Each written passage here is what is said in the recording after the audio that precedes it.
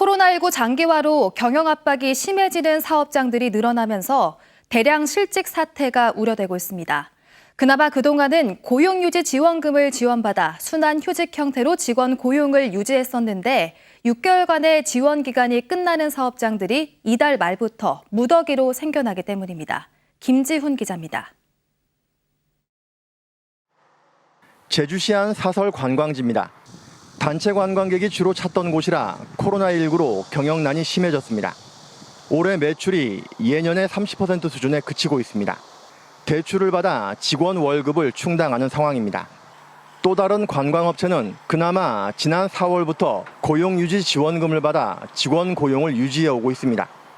하지만 다음 달이면 고용유지 지원금 지원 기간이 끝나 후속 대책을 세워야 하지만 답이 없습니다.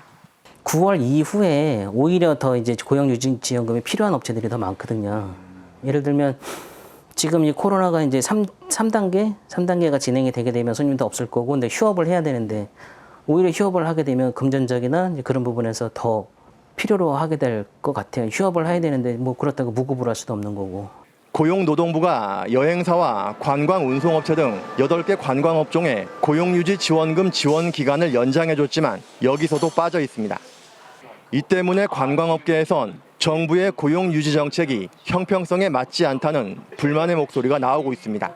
연장을 하면서 왜 우리가 제외가 됐는지 거기에 대한 정확한 해명이 없고 전체적으로는 어렵죠. 어려운데 무조건 도와달라는 게 아니라 정부에서 하는 전체를 그럼 차라리 전부 다 하지 말아라 이거야. 연장을 하는데 이 업종은 왜 되고 이 업종은 왜 안 되느냐, 이 부분은 설명을 해줘야 되지 않나. 노동계에선 9월 위기론을 꺼내들고 대책 마련을 요구하고 있습니다. 이달 말부터 고용유지 지원금이 끊기는 업체가 생기기 시작하고 다음 달 말부턴 무더기로 생겨나기 때문입니다. 그동안은 그나마 수천 명의 노동자들이 정부의 고용유지 지원금을 받으면서 휴직도 했고 휴업도 했는데 이제 그 고용유지 지원금이 끊기면 일터에서 쫓겨날 수밖에 없는 객관적 상황에 놓이게 된다는 것입니다.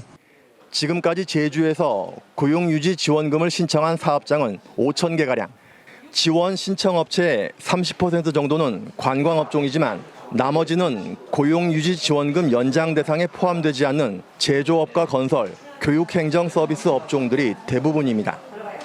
코로나19 2차 대유행 조짐까지 보이면서 경기 침체는 더 심해질 것으로 예상되고 경영 압박을 견디지 못한 상당수 사업장들이 구조조정에 나서면서 실직 대란은 현실이 될 가능성이 높아지고 있습니다. JIBS 김지훈입니다.